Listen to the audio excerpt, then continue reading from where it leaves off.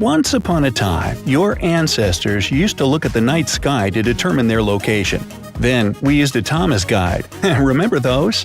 Today, it only takes one magical technology to get driving directions, send your picnic spot to a lost friend, or track how far you've gone during a workout. That technology is called GPS, and you're about to find out the secret behind it. GPS stands for Global Positioning System and was actually a military invention. Its first name was Navstar, and the first satellite was launched in 1978. But not all the Navstar satellites made it to orbit, so it was still a work in progress. GPS became fully functional in the US by 1995, and was first used in cars in 1996. The highest quality signals were only used for military purposes until May 2000, when it became available for all civilians for free. Today, GPS is managed by the US Air Force.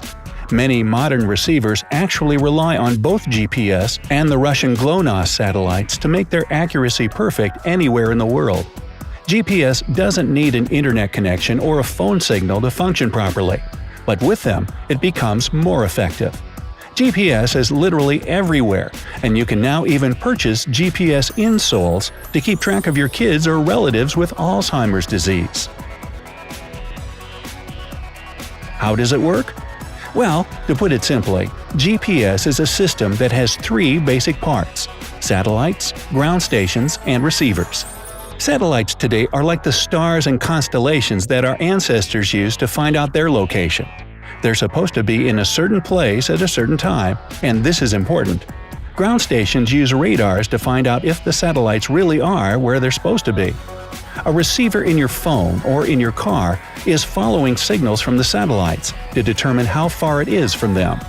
When it finds out how far you are from 4 or more GPS satellites, it can tell exactly where you are, with an accuracy within feet or even inches. The GPS system has 32 active satellites orbiting the Earth. 24 of them are core satellites, and the rest serve as emergency replacements when something happens to the others. They need constant maintenance and sometimes repairs, but even with all that, they only last about 10 years. GPS works in any weather, rain or shine, but there is one important condition. A receiver on Earth has to see at least 4 satellites to calculate an accurate location, because the GPS uses a trilateration mechanism. Don't worry folks, it sounds complicated, but I'll explain it in a second. 2D and 3D trilateration. So, 2D trilateration is about calculating its latitude and longitude position on a map. Imagine you went for a run, Forrest Gump style, left your home in, say, Wisconsin, and made your first stop after days of running. You know you're still in the US, but since GPS doesn't exist yet, you have no clue where exactly you are. So luckily, you run into a farmer and ask him. He doesn't answer directly, but gives you the first clue. You're 400 miles away from Boise, Idaho. Well, that's not really helpful because there are hundreds of places that fit that description. So you need more clues and ask another person. They kindly inform you that you're 780 miles from Fargo, North Dakota. If you put this information you have on paper and draw 2 circles, you see that they only intersect at certain points. And now you know you're in one of them. Still, that's not enough, and you find a friendly Girl Scout who tells you the final clue. You're 410 miles away from Salt Lake City, Utah. That's all you need to know. As you add the 3rd circle to your drawing, you see only one intersection point. Bingo! All this data helped you figure out you're in Bozeman, Montana, which is a nice town. It's all pretty simple, right? When it comes to 3D trilateration, it's basically the same, but there will be spheres instead of circles on your drawing. 3D position includes your latitude, longitude, and altitude. If the radii from the previous example went in all directions, you'd get a series of 3D spheres. So, if you know you're 15 miles away from a satellite A, then you're at some point inside an imaginary sphere that has a 15-mile radius. You're also positive you're 20 miles away from satellite B. When the 2 spheres overlap, you'll see a circle. Take the distance from the 3rd satellite to build another sphere, and you'll get 2 points of intersection. Let's take the Earth itself for the fourth sphere, because you know you're on the ground and only one of the 2 possible points is the one you need. The more satellites you use, the more accurate position you'll get.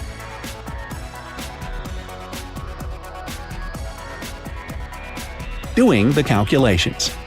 GPS satellites send information about their position and current time to a GPS receiver at certain intervals.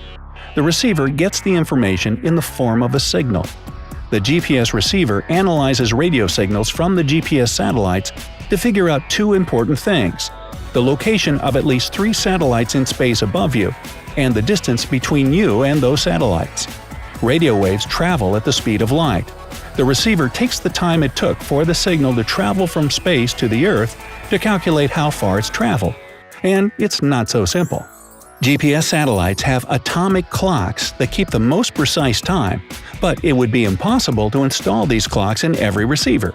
They cost somewhere between $50,000 and $100,000, so it would make your phone really expensive.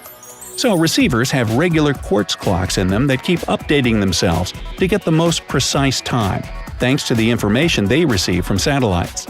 The second complication is that time moves faster for objects that are far away from gravity, like Einstein's general theory of relativity.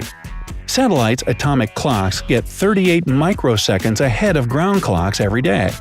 If scientists did nothing about it, GPS locations would be off by 6 miles more every day. Using at least 4 and not 3 satellites helps to solve both of the problems and to determine the precise locations of objects. When you use just 3 satellites and 3 spheres, they'll intersect at some point, even if you got the wrong numbers. When you have 4 spheres, there's no chance you'll get the wrong measurements. One more thing. It's not only important to know how far the satellite is from the receiver, but where exactly the satellite is. This task isn't that hard, in fact, because satellites have predictable orbits. There's also a GPS almanac in the receiver that keeps track of where this or that satellite should be at any moment. The pole of the Moon and the Sun affect the orbits just a bit, but the Department of Defense takes care of that and sends updated information to all GPS receivers along with satellite signals. GPS not only determines the most accurate location of people and objects, but also sends time signals that are accurate within 10 billionths of a second. Whoa! You can only get more accurate time from the atomic clock, like the one in GPS satellites. Banking systems, power grids, and cellular networks all rely on GPS for operations, from synchronized call handoffs to accurately time-stamped transactions. And here's a bonus. Even though it's incredibly accurate and useful, sometimes GPS takes people to unexpected places, especially in rural areas. Ever get lost? Me too. It can be hard for it to tell an accurate road from a mud path. And the consequences are pretty unpleasant for the driver and the passengers. A van driver from Switzerland, for example, once found himself on top of Mount Bergen. He was unable to go either back or forward, and so he had to call for help, and a heavy-lifting helicopter eventually saved him. He explained to his rescuers that GPS prompted him to get off the main road, and he couldn't ever get back even when he wanted to. 3 ladies in Bellevue, Washington didn't have time to wait for a helicopter, but had to leave their sinking Mercedes-Benz SUV behind. They were driving after midnight and couldn't see that the road GPS told them to take was actually a boat launch that took them directly into the lake. Another story took place in Australia, where 3 Japanese students were trying to get to North Stradbroke Island by car. Their GPS suggested a route that ignored one detail. There was water and mud separating the island from the continent that looked okay to them at low tide. They were rescued by a truck driver. Hey, technology is great when it works. So, do you use GPS services a lot? Or do you think you could survive without them? Let me know down in the comments. If you learned something new today, then give this video a like and share it with a friend. But hey, don't go driving off the dock just yet. We have over 2,000 cool videos for you to check out. All you have to do is pick the left or right video, click on it, and enjoy. Stay on the bright side of life.